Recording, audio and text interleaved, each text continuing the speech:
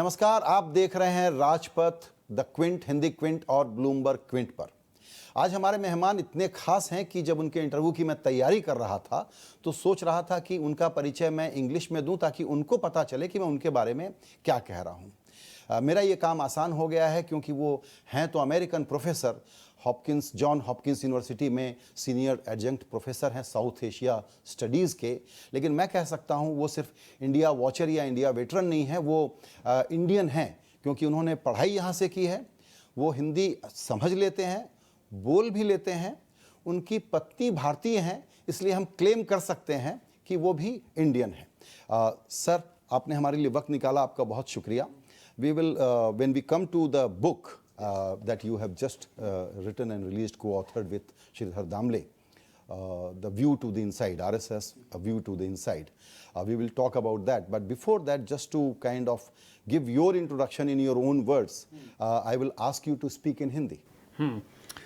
मुश्किल है, मैं बहुत कम शब्द जानता हूँ, लेकिन some difficulties है अभी, but हिंदी बहुत खूबसूरत भाषा है, और practice चाहिए. Okay, and you know Tamil also? I know a little Tamil, yes. I can understand some Tamil. My wife is, as you know, her mother tongue is Tamil. So let's start talking about the book, and I'm sure most interviews that you have done, all they want to ask you is about the relationship, the next strategy, and what is going to happen in the next Lok Sabha election. So I want to start about the relationship part. What is exact relationship today between the BJP and the RSS? What is the exact relationship between the two individuals, Mr. Narendra Modi and Mr. Mohan Bhagwat? Right. You're right that is the question that's almost always asked. As you may know, a little history, the Jana Sangh, the parent party of the Bharatiya Janata Party, was formed by a person who was not an RSS person, Dr. Shyama Prasad Mukherjee. And it was supported by Guru Gowalkar, who was the head of the RSS at that time, because he didn't want the RSS to become a political party. There was, in my book, in fact, our previous book, The Brotherhood in Saffron, we go into the history more than in this one. There were RSS activists who wanted the RSS to become a political party. And the Gowalkar, I think very wisely, decided this was not a good idea. And so as a kind of compromise is the Bharatiya Janata Sangh was formed. It then later became, after the emergency, it then it turned into, under Rajpath and Advani, into the Bharatiya Janata Party. And the party and the RSS, the RSS is not the party, and it doesn't want to be the party. In fact, a very senior RSS person who I saw a few days ago, and I won't give his name because it wasn't a formal interview, I asked him that question too. I said, what is your relationship with the party? And his answer was a very typical one. He said, we are not the party, we don't want to be the party. And he said, all you have to do is look at the 2014 election when the head of the RSS had to, on several occasions, make some public statements that the volunteers of the Swayamsevaks who are working for the BJP in those elections have to remember that they are first and foremost members of the RSS. So there was a sense of distinction, and the two have had differences over the past 30 years in terms of policy. Now, does the RSS want the BJP to win? Of course they do, but to what extent are they willing to work for it? It varies. In the elections of 1977 and 2014, they went all out. Because in both cases, what united them in going all out was they feared that there would be restrictions on their activities. After the emergency, the RSS was outlawed during the emergency. And in this case, there were the charges among some of saffron terrorism. So you expect that in next election, that kind of involvement, intensity will not be there in the next election? Unless something drastically happens, and I don't see that happening, no. Politics, you never know. Politics, can change quickly, but I don't imagine. But why shouldn't RSS really go all out only because in their 90 years of history, this kind of power this kind of success, they never tested. So if they have a good 10-year run where one of their organization called BJP is in the power, they grow and they can do whatever they want to. So they should go whole hog. But partly it's the way that they look at themselves and what they are not politicians. In fact, the way they look at policy, they look at policy as bottom up, whereas political parties as part of the government look at as top down, and you get a fundamental difference there. And the RSS has always been, even today, among some people who are somewhat surprising, have a certain suspicion of government and what it does, the deep state. There is a fear of the deep state. Now, one of the ironies today is if the BJP, let's say, wins or forms the government after 2019, they will have had 2 terms, and maybe they'll have 3. Then there's a possibility that the BJP becomes part of the deep state. That's a possible tension, because the RSS has always been suspicious of the deep state. Sir, is it tension or it is only a posturing and position? No, it's not posturing. That we are not interested in state, but we need political tools to grow. No, it's not that. It's not even that they need. In the last 20 years, they've grown very rapidly. And in most of that time, they were not in power. The BJP was not in power. In fact, their fastest growth was in the 1990s, in the early 1990s, when the Congress was in power, not when the BJP. They are interested in governance and policy, however, and there's a reason for that. And part of what we tried to show in the book is one of the big changes in the RSS now from 30 years ago, when the earlier book came out, was the growth of affiliated organizations. And the depth that these various, and there are over 100 of them, they've gone into various parts of society. So you have India's largest trade union, which is the Bharatiya Mazdoor Sangh, which is one of theirs. India's largest student university group is one of theirs, and on and on and on, including a group that was formed, Stree Shakti, for women's rights, that has become, one of their organizations. Now, these organizations often have different goals. For example, take foreign direct investment. That's become a major point with the government, because they want investment, because they want jobs, and that's a political compulsion for the next election, that they create jobs. However, the Bharatiya Mazdoor Sangh, the labor affiliate, is against foreign direct investment. And there's the Swadeshi Jagran Manch, which was formed specifically against investment, because they see investment as largely a multinational affair that introduces consumerism, induces a bigger growth in the disparity between rich and poor. So they've been against it. What is the exact relationship between Mr. Modi and Mr. Bhagwat? Why I'm asking this? Earlier, RSS never felt concerned, even though there were differences between, say, when BJP was in power, with Mr. Vajpayee, with Mr. Advani. Oh no, they were very concerned. Sudarshan, then the Star Sanchanak, had major problems with Prime Minister Advani and expressed them. He was much more blunt. The difference is not that the RSS necessarily agrees with the government more, it's that Mohan Bhagwat is much more the diplomat. Right. So we are obsessed with making political forecasts. Yeah. So everyone asks once. So I always say that if you understand the exact relationship between the 2 individuals, Mr. Modi and Mr. Bhagwat, then you will be able to decode the political direction and possible strategy and communication about the next election. Is it a relationship of 2 equals? Who has the primacy? It varies depending on circumstances. Each, I think, respects the other. In fact, these 2 gentlemen get along. They're the same age, born the same year, 1950.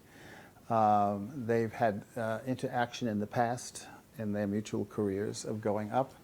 Mohan Bhagwat understands that policy is basically the decisions of the Prime Minister and the party, whereas the Prime Minister realizes that the RSS is important in training a cadre of workers in the kind of training process, and also mediating when disputes happen, including disputes that the BJP have. Let me give you one very important example of that.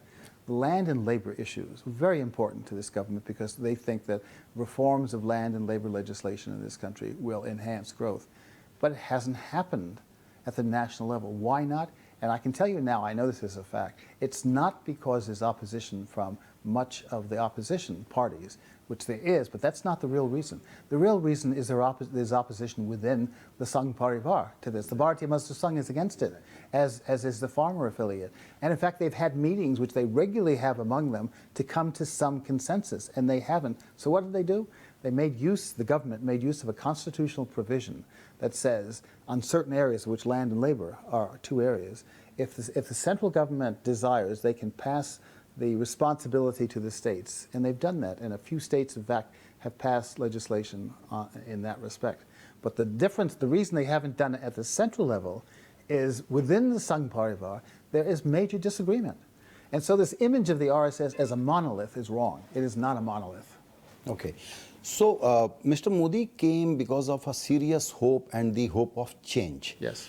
And that required, because you have studied India in a very deep manner, that we should have gone for serious governance changes, structural changes, institutional changes. Once there was a debate on land acquisition, he just stopped doing those serious things. For reasons I just mentioned to you, they couldn't. It's not that he doesn't want it. It's because within the Sangh Parivar there's a major difference of opinion. So in that case, if you say that Mr. Bhagwat and Mr. Modi has a good bonding, then Mr. Modi has a case to go and tell Mr. Bhagwat, look, my hands were restricted by your persuasions. Now there is an election and you have to help me. And you helped me, in fact, more intensely than 2014. One is they will not do that because they don't see the need to do it. They believe that the BJP can on its own run a campaign. Their Swayam Seviks will help in campaigning, but not to the extent because they don't think it's needed before. And when you ask the RSS to help us when it's needed, that's not the kind of question I would imagine that the Prime Minister would ever engage in. That's agreed to. They have a sense of where their functions lie. Sir, look at the recent developments. Earlier, I also thought that Mr. Modi has his own agenda, own timelines. But suddenly, in last few months, as we are moving towards election, the issue of Teen Talaq, withdrawing support from PDP government, the agenda related to Kashmir, which is very dear to RSS, making some more constitutional changes, the core agenda of RSS. So somewhere I get a sense that now RSS is actually on the driving seat and this government is doing certain things which were essentially not part of his own priorities. No, I don't see it that way. In part because Mohan Bhagwat doesn't want to be in the driving seat. As I mentioned to you, just a few days ago, I saw a very senior RSS person who ended the conversation with saying, make sure that you say loud and clear, we are not in politics, we don't want to be, we are not a political party, and that's all true. In fact, throughout the RSS, there is an undercurrent that politics is corrupting. When the Bharatiya Jana Sangh was formed, Golwalkar actually wanted to stay out of politics entirely. Yeah. Because he saw it as as something that would corrupt its membership, and there's still a sense of that it is a corrupting occupation. But given the history of the RSS, which has been banned 3 times, and one of the fears is that the government may use its powers to restrict its activities. The other thing with the development of the various affiliates, you now have affiliates who are handling issues which require government. Let's take the farmers group that they have. The farmers group talks about things like prices, it talks about things like inputs, water, that sort of thing, transportation. And the RSS gets involved in trying to help their affiliate. And you have all the affiliates, almost all of them, deal in issues that they involve the government. India's largest set of private schools is actually run by an RSS affiliate. Now, schools, as you well know, have all sorts of rules and regulations. And in fact, right now, the various states are going through a curriculum review, and the RSS is interested in that because it's educational affiliate. And there's a metaphor, I like it, it came up in the book launch of our book a few days ago, is that the affiliates are something like the tail that wags the dog, at least on this issue, policy. So the RSS, one of the changes from 3 decades ago, the RSS now has an intense concern with policy questions that it didn't have before. Why is that? It's not because of its own internal concern for it, it's because the various affiliates deal with issues on which the government plays a role. The Indian government is almost pervasive, and it's a result of its past. This is not the Swatantra Party, which actually wanted the government to get out of all sorts of things. The RSS is not that. It's willing to live, and the BJP, its political affiliate, is willing to live with a lot of government.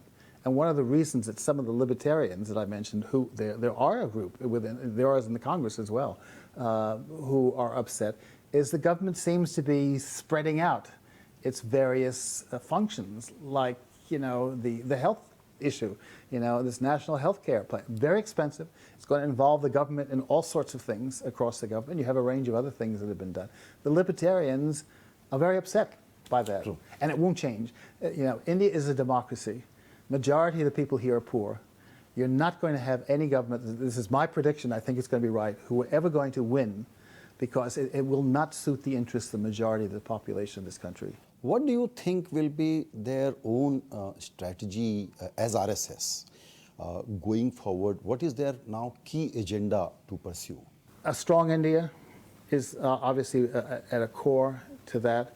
Their goal has always been greater unity among Indians, while accepting the reality of divisions in the country. And that can take some unusual patterns, which we talk about in the book. In Northeast India, where eating beef is common, the RSS itself has said that if that's part of the custom, that's fine. You know, they will not try to undermine that. In a state like Gujarat, where it's not part of the custom, they will be tougher on it. Where did all this beef legislation start? It didn't start under the BJP, it started under the previous Congress government. Of course. Because it represents a popular sentiment. So they're changing, or say being accommodative from their core belief to these new trends, only because they know otherwise they won't be able to be successful. Every organization has that. That's not unique to them. Yeah, absolutely. Every organization tries to protect itself. Agreed. Next question, and that is most complex actually. Caste is a problem for RSS and BJP. That is why they do everything that I forget my caste, you forget your caste, because that is my reality. Now, I'm not sure whether that has really got diluted, or still when I determine to vote, caste factor stays in my head as the most decisive factor. BJP talks of nationalism, they talk of national pride, they talk of religion, they very seldom talk religion. They very seldom talk religion. Yeah. So they talk casteism. They talk casteism because they're scared of caste realities. They want us to forget that, make a big packaging of saffron color wrap around that. But that saffron has nothing to do with caste. You know, in fact, you put your finger on the issue, is caste and caste hierarchies are a problem. Because what they want, the reason for being is unity. And let's face it, caste and caste hierarchy stands in the way of unity. Look at this thing about affirmative action programs. You now have the Marathas talking. Here in this area you had the Jats. And if anything, these programs strengthen caste identity. So look at India's civil law. India's civil law is based on religion. I mean, did you know that? It's based on religion. Yeah. You know, and so what that does... And that is one agenda that they want to change. Yes, of course, they want to make it less religiously oriented. They want a common civil code for that, and they'll never have it. So, you know, here again, I was the same person I mentioned I was talking to. I mentioned the issue of caste. He says, yes, that's one of the banes of our existence, is caste doesn't seem to be going away. Sir, you spoke about unity. That really means that you embrace other lower caste people, share power with them, really show that you believe in diversity. But BJP may be doing it in terms of to create perception, but the power is still held by some powerful castes in this country. Actually, if you look at all the parties in India, including the communists, they tend to be dominated by the upper caste, with maybe the exception of the Bahujan Samaj Party and maybe the Samajwadi, because they tend to be very caste-oriented. But the major parties tend to be. Now, the Prime Minister is another backward class person. And in fact, if you look at the caste composition of the candidates, because we have one of our case studies is the 2015 Bihar elections, assembly elections, you have an unusually high number of OBCs that were nominated for BJP positions. And there was some complaints among higher caste Hindus that one of the reasons we didn't do as well as we wanted is maybe there was a misorientation of who were the candidates. So there has been a definite shift, including within the RSS itself. Now, unfortunately for research, the RSS does not keep records of the caste background of its people. But I am told that, yes, you're right, that historically it was a kind of Brahmin Banya party. But it is increasingly less that as more and more, particularly other backward castes, are coming in. And Dalits, they've made a special effort to get Dalits and tribals. The President of India, for To example. showcase or actually empower them? Well, there may be an element of that, but you know, obviously, you know, as a political party, you try to make decisions that appeal, and one of the obvious appeals is to have a person like a president who comes from a certain background, and that reflects an issue, which is, you know, one of the ironies is they want at least the larger RSS view of things is to get rid of these identity issues so we can all be more or less alike. That's playing to caste issues as well, and you know, but they're a political party. And you know, Amit Shah, when he makes decisions, says we make decisions about who's winnable. And what do they look at? They look at caste composition and all of that sort of thing to find out candidates. So that kind of undermines it, but it reflects the dilemma it faces. You really want a society which is more equalitarian, and which, you know, people think more, at least of themselves, as more alike. But you have the reality of India. You spoke about inequality. Yes. Similarly, the other division, which is not much talked about, but is a real big challenge, the disconnect between urban narrative and rural narrative, the different aspiration. We somewhere are trying to fit certain old models globally tried, not sure whether they are successful or flop. And there is no clarity even from RSS and BJP on that front. They talk a lot about it. Yeah, all parties do here. And the process of smaller and smaller farms is a process that goes back many years. And what do? You're getting increasing number of children of farmers are looking for something else to do. And it may be smart to have, you know, industries set up in rural areas where they can be employed. You know, many come to cities and go into the slums of cities looking for jobs because they're very desperate. I don't know how many people I meet every day, you know, who are driving a taxi or something else who have come from some village. And I often ask them, why are you here? There's no job. They're looking for jobs. The aspirant class in India is large and growing. Modi won in many ways because he appealed to that aspirant class. You know, the argument, the narrative was Gujarat was one of India's fastest growing states, and that created jobs. That is still the narrative, but it's one that many people don't believe anymore, because, you know, that not all that many jobs. I mean, jobs have been created, but not at the rate that's required, you know, to provide jobs and advances to people. So, sir, what is your assessment on these two issues? Because many believe that Mr. Modi won with such a handsome mandate because liberal Indians and younger population voted for him. How do you see their mood today? Younger people did. I mean, we have statistics to show that. When you define liberal, I'm not sure who gets into that category. Because we put people in different baskets. Yeah, I'm not sure. You know, that's a difficult basket. Those people who never voted for BJP for the first time. Some did, yes, some did. Many didn't, but some did.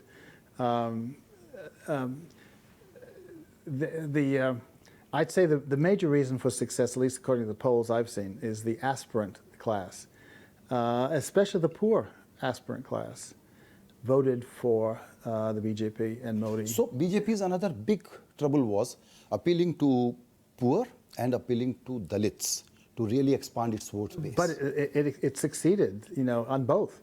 It got over 34% of the Dalit vote. Now, according to recent polls, that percentage has gone down, but it's still significant. But 2014 was an exceptional circumstances. But it was exceptional in part because of Modi. In part because of Modi. You know, of course, yes. He stepped into he made that a presidential election for the first time in India.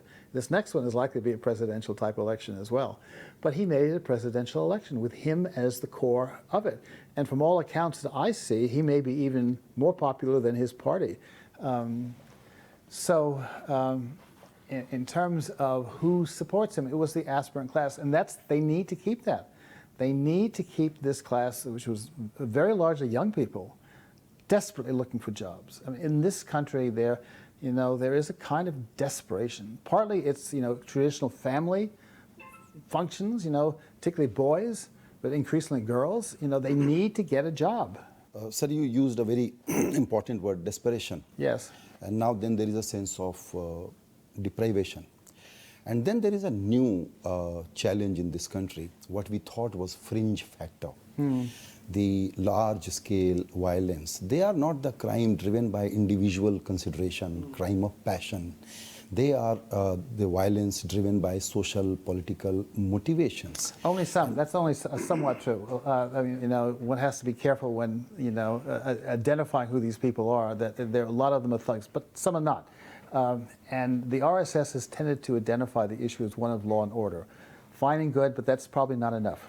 They really need to do more, I think, you know, to speak out on this issue. That's my question. Do you think they have adequately responded on time, effectively, because there is a charge on them that there is a sense of impunity among the perpetrators. There is a sense of complacency. There is a sense of actually silent support. Well, there's a sense of empowerment. That's no doubt about it. And I think, you know, this is one thing where the government really has to do more. My wife tells me, though, in talking to her own workers, the sense of outrage of the killing of the cow is a very real one. Not just a law and order issue. It is a law and order issue, but it's more than that. Sir, before we wrap up this interview, last question on the state of opposition in India today. So the kind of strong, aggressive BJP we have today, so in 2019, what is your audit says about the counter-narrative and the state of opposition? Long ago, when I used to be in the State Department, when we were asked to predict elections, we never did. It is too dangerous. I'm not asking you to predict. You know, it's too dangerous to predict. And what is the state of the opposition? They're trying to get together. Were they able to get together? And I put that in the subjunctive mood. Whether they were able to get together is an issue. You know, they've made a compromise that they will have relationships at the state level, but not at the national level. Already, it indicates a certain issue there. Is the BJP able to stay together and keep its coalition? And now, as you know, the government is making nice with the Chief Minister of Orissa, you know, and other things. Will the Shiv Sena stay loyal to it and other things?